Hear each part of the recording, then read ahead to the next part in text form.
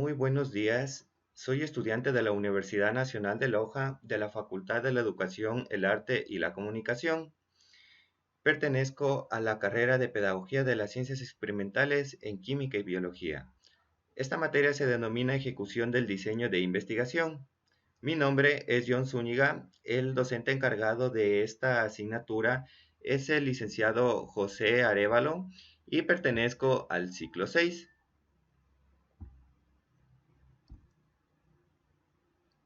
Ok. Ahora, primeramente vamos a ver cómo se entiende a la investigación. Según la Real Academia Española, la palabra investigar proviene del latín investigaré. Esta palabra es un verbo que se refiere al acto de llevar a cabo estrategias para descubrir algo. También permite hacer mención al conjunto de actividades de índole intelectual y experimental de carácter sistemático, con la intención de incrementar los conocimientos sobre un determinado asunto. Esta palabra investigación es un proceso sistemático.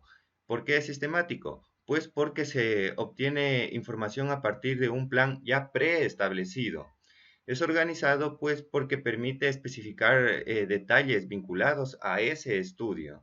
Y es objetivo pues porque sus conclusiones no se amparan a un proceso subjetivo, sino que se basa también en episodios previamente observados y evaluados. Ya la finalidad de esta investigación es interpretar los fenómenos y sus relaciones con una realidad puntual. ¿Cuáles son los sinónimos para esta palabra investigación? Tenemos la palabra indagar, inspeccionar, explorar y rastrear. Ahora, esta palabra entendida con un rigor científico es una serie de procedimientos que se llevan a cabo con el fin de alcanzar nuevos conocimientos sobre un hecho o fenómeno, que una vez encontrados nos pueden ayudar a encontrar conclusiones y soluciones. Ahora, esta palabra investigar se la puede catalogar en en dos secciones. La primera es la investigación básica, ya también conocida como investigación pura o fundamental, y esta se caracteriza porque se la suele hacer en un laboratorio, es decir, tiene un lugar de trabajo y permite la ampliación de conocimiento científico gracias al impulso y a la modificación de teorías que ya han estado establecidas. El otro es la investigación aplicada, y esta se caracteriza por aprovechar el saber acumulado por cuestiones concretas surgidas en la práctica. Finalmente, tenemos los dos enfoques de la investigación. Eh, Ahí se divide en dos, la cuantitativa y la cualitativa. La cuantitativa se caracteriza por utilizar números, es decir, es una investigación matemática. Utiliza diagramas, probabilidades, etcétera. Es decir, es más matemática, más exacta. En cambio, la investigación cualitativa, como su palabra lo dice, cualidades. Se enfoca en el ámbito social para examinar un grupo social, por ejemplo. Y pues ahí no hace uso de números, sino más bien se enfoca en las cualidades de dicho objeto de estudio. Ok, visto esto, vamos al siguiente tema, que es el problema del conocimiento humano. Em, para ello, primeramente vamos a entender qué es la palabra conocimiento. Conocimiento es la facultad del ser humano para comprender por medio de la razón la naturaleza, cualidades y sus relaciones. Una vez comprendido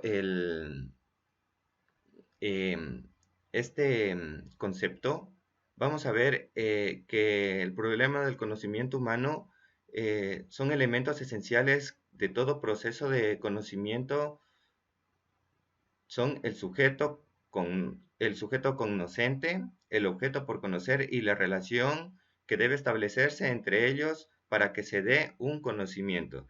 ¿Ok? Entonces, para un conocimiento, primero tenemos el objeto, el sujeto y la relación entre ellos. Esos son los tres componentes para que surja un conocimiento. Ahora, nuestro conocimiento, pues como ya lo dije, es de objetos, es decir, de cosas que parecen existir independientemente de nosotros. Se trata entonces de averiguar si es posible alcanzar a conocerlos en realidad tal cual es el objeto, o si es que éste esconde todavía algunas interrogantes. Eh, entonces, ahí sale la cuestión de que si existe un límite para dicho conocimiento. A continuación, hay 5 problemas que a lo largo de la historia filosófica han intentado darle soluciones. Estos problemas son sobre la probabilidad del conocimiento, sobre el origen del conocimiento, sobre la esencia del conocimiento y sobre las formas del conocimiento. Dentro de la posibilidad del conocimiento encontramos tres: el dogmatismo, el escepticismo, que se divide en metódico y sistemático, y el criticismo. ¿Ya? Entonces voy a darles una explicación rápida de cada uno. Vamos a ver el dogmatismo. ¿Ya? El dogmatismo considera que el contacto entre el sujeto y el objeto es real, por lo tanto el hombre debe captar tal cual la información del objeto sin deformarla. Mientras que el escepticismo, esta doctrina en cambio se opone al dogmatismo, niega que el sujeto puede aprehender al objeto y tener conocimiento de él. Aquí pues como ya vemos existen dos clases de escepticismo, el metódico y el sistemático. ¿Qué nos dice el escepticismo metódico? Consiste en poner en duda todo lo que se nos presenta como verdadero, para poder de este modo eliminar lo que es falso, es decir, ir tamizando el conocimiento hasta alcanzar un conocimiento que nosotros demos ya sentado como conocimiento verdadero. Mientras que el escepticismo sistemático es una posición de principio. Esta niega que todo conocimiento es verdadero y seguro, ¿ya? Mientras que el criticismo, este manifiesta pues que el conocimiento verdadero sí existe, pero que debe ser aceptado luego de una crítica severa, reflexiva y sobre todo racional. Ahora, sobre el origen del conocimiento. Acerca de este problema existen dos doctrinas para darle solución. Podemos ver que existe el empirismo y el racionalismo. Ahora, el empirismo, este manifiesta que el origen del conocimiento está en la experiencia por cuanto el hombre viene al mundo como una hoja en blanco y conforme va avanzando en su vida, conforme va madurando este ser, va pasando etapas y llenando esa hoja en blanco de conocimiento. Es decir, la sabiduría sería el conocimiento. Ahora, ¿qué nos dice el racionalismo? Este, en cambio, manifiesta que el conocimiento no se logra a través de la experiencia, sino mediante la razón, que es la que genera las nuevas ideas. Es decir, uno mismo formula el conocimiento dependiendo de las interrogantes que a uno le surjan en la mente. Ahora vamos a ver sobre la esencia del conocimiento. En esta doctrina, pues existen, se divide en tres. Existe el realismo, el idealismo y el fenomenalismo. ¿Qué nos dice el realismo? El realismo dice que el conocimiento se encuentra en el objeto mismo. Ahora, ¿qué nos dice el idealismo? Este idealismo manifiesta que el conocimiento se encuentra en el sujeto mismo, por cuanto es quien es el sujeto el que le da valor al objeto. Entonces sería el opuesto al realismo. Ahora, ¿qué es el fenomenalismo? Esta doctrina pues es una conciliadora ahí entre el realismo y el idealismo y nos dice pues que el conocimiento se encuentra tanto en el objeto que se va a estudiar como en el sujeto que es el que estudia ese objeto. ¿Ya? Ahora vamos a la última doctrina, que es sobre las formas de conocimiento. Aquí tenemos el empírico y el conceptual. Como ya mencionamos, el empírico se adquiere mediante la experiencia o en contacto directo con nuestros sentidos, mientras que el conceptual es aquel tipo de conocimiento que no forma parte del mundo material, sino que permite construir afirmaciones que son verdaderas, pero no se las puede palpar, por así decirlo. Por ejemplo, los números, las matemáticas, ¿sí? Esos no son como, por ejemplo, una roca que se la puede coger, observar, palpar, eh, saber su textura, su rugosidad. No, en cambio, los números solo existen en nuestra mente, ¿ok? Y nosotros les damos forma. Ya, una vez comprendido estas doctrinas que dan problema al conocimiento, tenemos que este conocimiento no es utilizado de una forma apropiada, no es utilizado de una forma debida, ya que los descubrimientos científicos y los inventos no han sido bien utilizados. Muchos han sido utilizados para destruir la vida, como por ejemplo las bombas atómicas. Cuando Albert Einstein descubrió la fórmula de la energía, nunca pensó que esta sería utilizada, imagínense, para construir la bomba atómica. Él dijo, con este descubrimiento la humanidad da un salto, pero en realidad dio un salto al mal. ¿Ya? Otro ejemplo también serían las armas biológicas, por ejemplo también los virus de computadoras, que esas son creados por el hombre para dejar en funcionamiento infraestructuras informáticas. ¿Ya? Y así hay muchos ejemplos de cómo el conocimiento es utilizado para hacer el mal en lugar del bien. ¿Ya?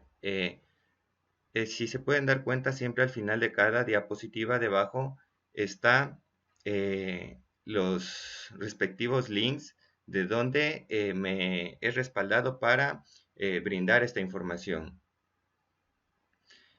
Continuemos. Ahora, finalmente, quiero hablar sobre la naturaleza de la ciencia. Para ello, primeramente, vamos a ver qué es la ciencia. La ciencia proviene del latín essentia, que significa conocimiento. Es un sistema ordenado de conocimientos estructurados que estudia, investiga e interpreta los fenómenos naturales, sociales y artificiales.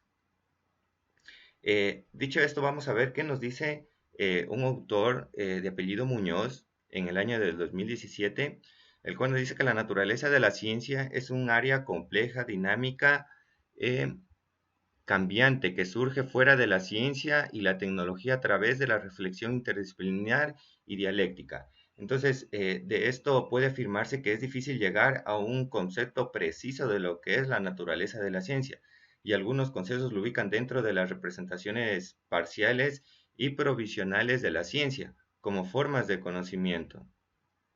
Ok, ahora, en la naturaleza de la ciencia debe evitarse el concentrarse solo en su aspecto epistemológico, ya que esta designación epistemológica es válida e importante dentro de las características metodológicas propias de la ciencia, y se hace necesario integrar la naturaleza de la ciencia, por ejemplo, a aspectos sociales y políticos. Entonces ahí surge la contradicción, ya, de utilizar la palabra ciencia solo para aspectos naturales, por así decirlo. Ya, ahora, ¿qué, qué nos dice la autora Garris 2016? Nos dice que la naturaleza de la ciencia es un metaconocimiento sobre la ciencia que surge de las reflexiones disciplinarias realizadas desde la historia, la filosofía y la sociología por especialistas en estas disciplinas, ¿ya? Es decir, que se puede comenzar por conocer la naturaleza de la ciencia para comprender conjuntamente cómo funciona cualquier otra ciencia. Es decir, conocer cómo esta función, es que si no podemos, saben decir un dicho, cómo se puede fabricar un guante si antes no se conoce una mano. Prácticamente esa sería una analogía. ¿Cómo vamos a descubrir ciencia si no sabemos qué es la ciencia en sí? Ahora, nos dice la naturaleza de la ciencia incluye la reflexión sobre los métodos para validar el conocimiento. Para validar el conocimiento científico, los valores implicados en las actividades de la ciencia, las relaciones de la sociedad con el sistema tecnocientífico y las aportaciones de esta a la cultura y al progreso de la sociedad. Entonces, aquí también, como ya mencioné anteriormente, la ciencia incluye la reflexión de cómo ésta se utiliza, qué valores implica el utilizar la ciencia. Por ejemplo, si es que es éticamente correcto alterar el ADN humano, que en la mayoría de países, eso sería éticamente científicamente mal. O sea, em, ¿qué haríamos si comenzáramos a alterar nuestro cuerpo? Em, Asimismo, en las relaciones, como dice aquí, las relaciones de la sociedad con el sistema tecnocientífico y, y las aportaciones de este a la cultura y al progreso de la sociedad. Como por ejemplo, algunos consideran que es dañino, digamos, el tener un dispositivo porque, eh, como pueden ver, la mayoría de gente solo se centra en estar en su teléfono, ya no dialoga con su familia, cuando están cenando, todos están en el chat. Sería un punto negativo del utilizar la ciencia, como algunos lo consideran, erróneamente. Pero pues yo considero que como vamos hasta ahora, siempre hay puntos que la ciencia ha ayudado para el bien colectivo. Como por ejemplo ahora con esto de la pandemia, es la ciencia la que va a ayudar a que superemos esta etapa complicada que está pasando a todo el mundo. Ya, entonces ahí, por ejemplo, la ciencia tendrá un aporte y un progreso para la sociedad. Entonces yo así lo interpreto a esta cita de esta autora. Em, Como ya mencioné, acá abajo están las citas de donde yo me he basado para esta información. Bueno, eso ha sido todo. Les agradezco por su atención y que tengan un buen día. Y disculpar por cualquier error encontrado. Gracias.